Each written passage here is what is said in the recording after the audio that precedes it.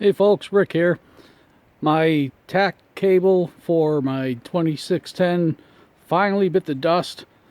From what I understand, this is a common problem with the tack cables on these machines. It's probably true on the 1700s as well. I don't know. But what happens is during the summer the cable works fine, but during the winter, I guess when it's cold, it squeals and makes all kinds of noise.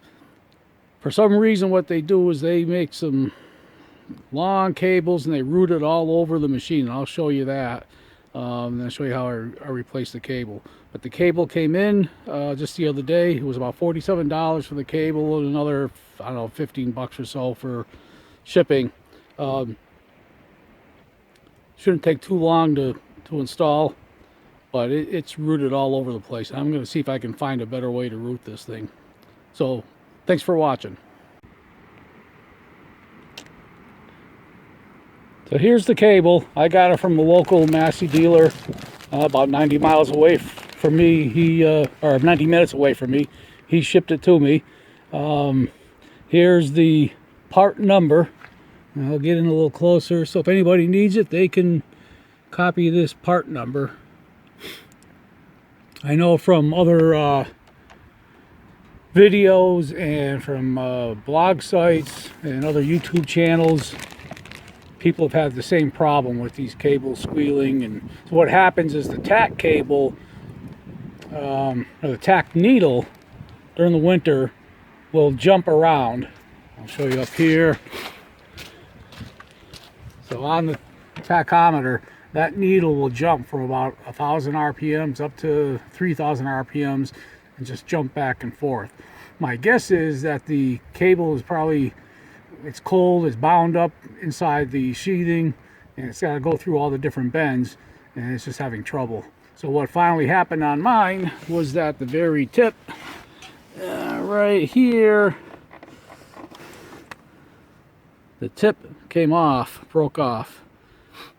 So what happens now is where they route this thing, it comes off the cable, or off the tachometer here, comes down, I pulled it out a little bit already, but it comes down past the battery here somewhere, goes, let's see if we can see it, goes all the way down,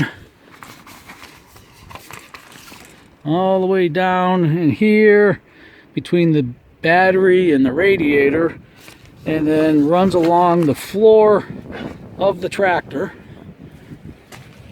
and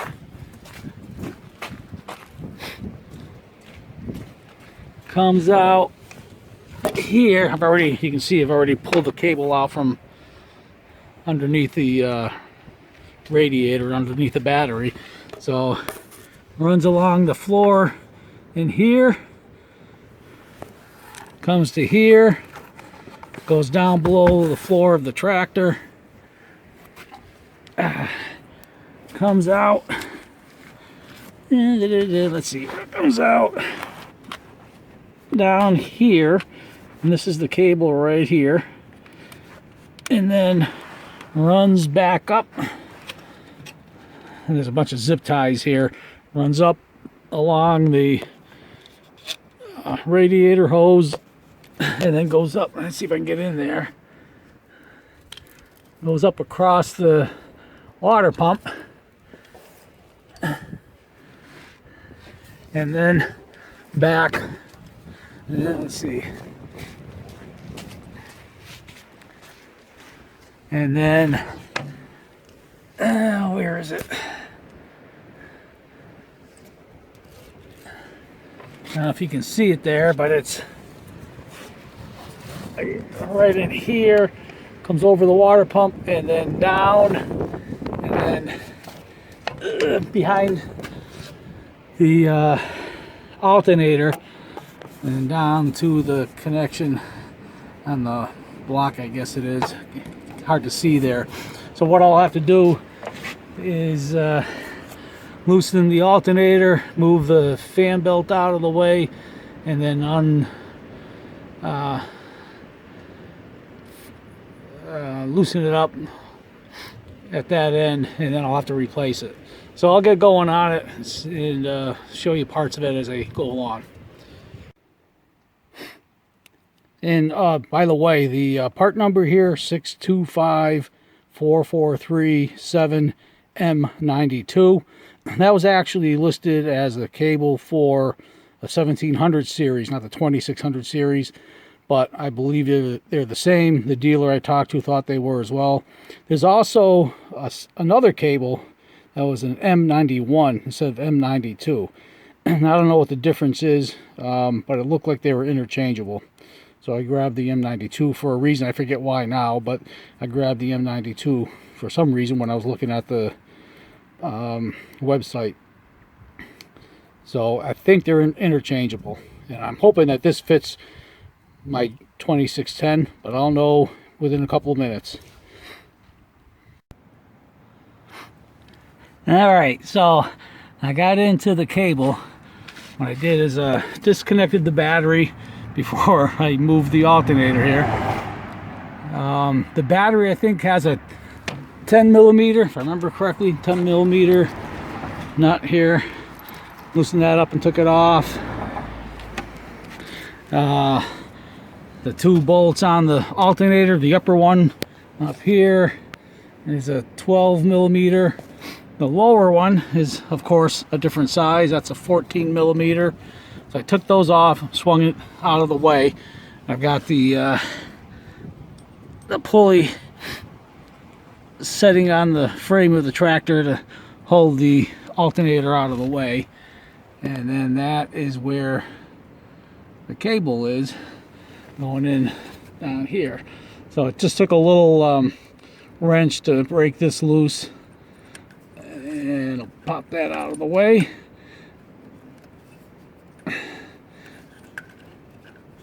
And I gotta take some of the zip ties off to get the rest of it. So I'll do that in the meantime. All right, so I've come around. I'll show you where the zip ties are. There's, I think, 4 zip ties. There's one way up here at the top of the radiator hose. Another one a little further down. I've already cut them. Another one down here. That wraps around through here. And then another one down here under the floor. And you can see it right there. So I've cut all those. So I should, hopefully, be able to get the cable out of here.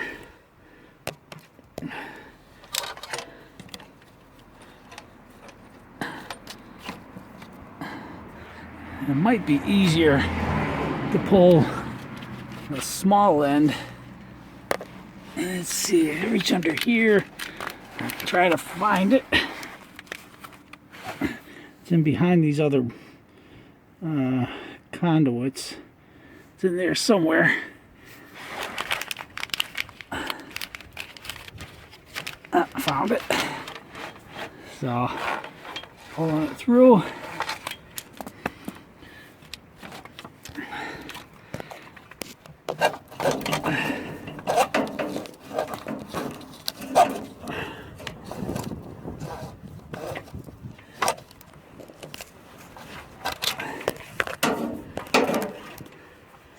And then I'll go around and pull it from the other end.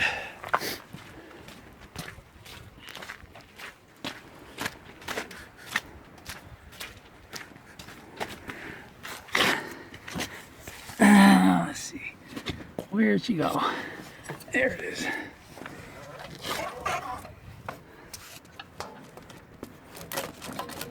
And of course.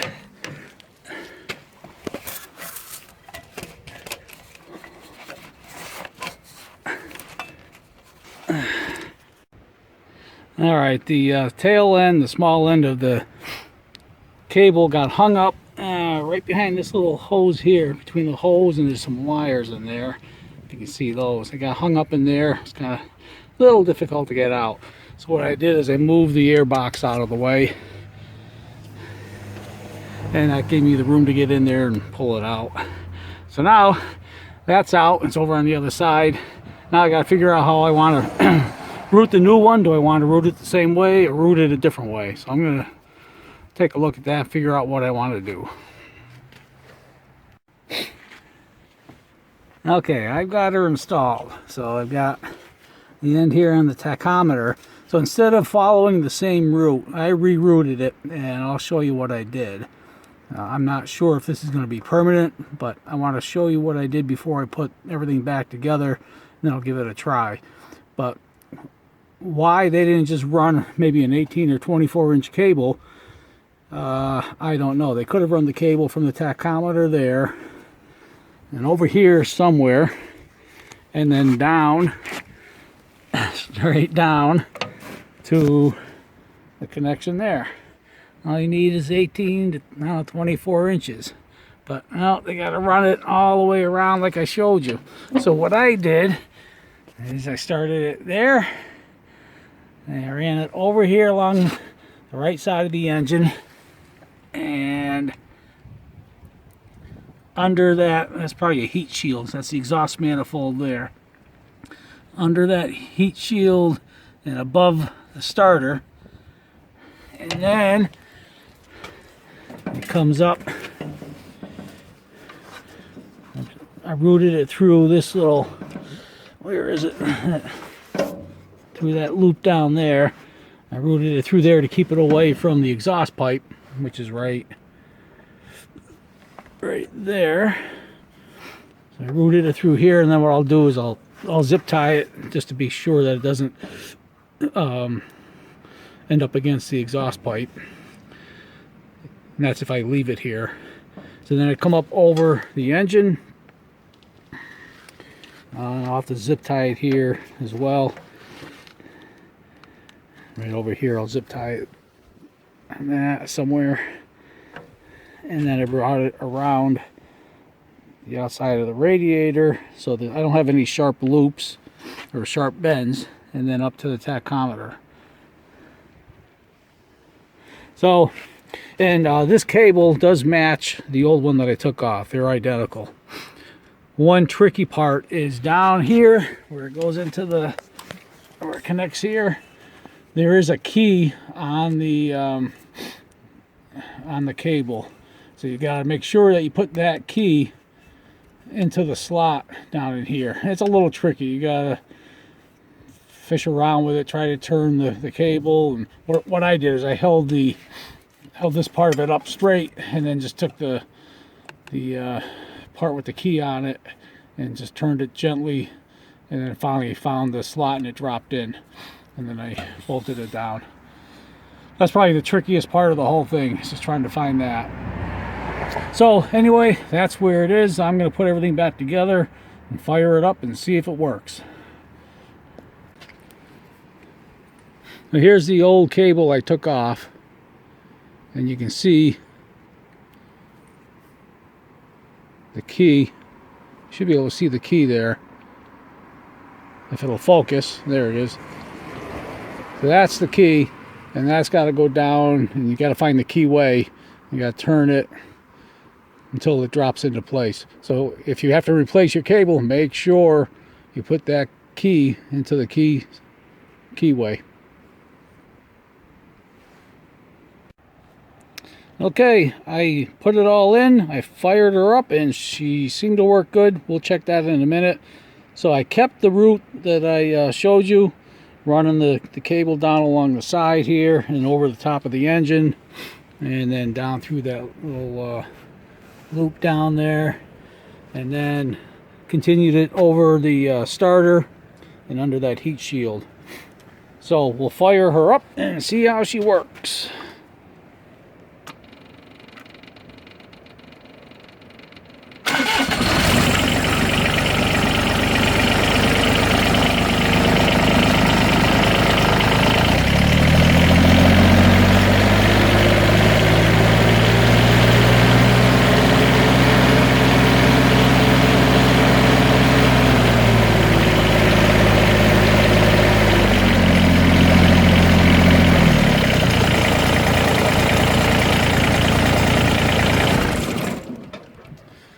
Looks good. So as I mentioned earlier, what it was doing in cold weather is it would it would squeal. Could hear the cable squealing.